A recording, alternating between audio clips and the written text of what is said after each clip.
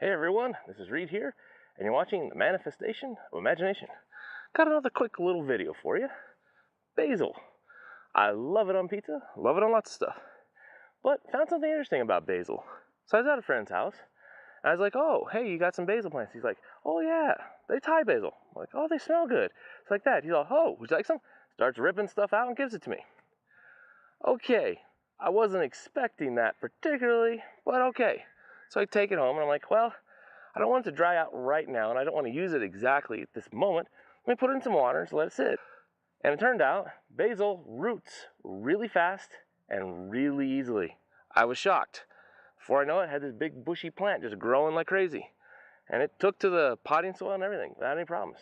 So, if you want to propagate basil really fast, apparently get a cutting of it, put it in some water, in about a week, you've got a ton of roots, put in a pot, and there you go. Poof, basil. Maybe this tip will help anyone. I was surprised, but happy to see it because I love basil. All right, have a good day. Read out.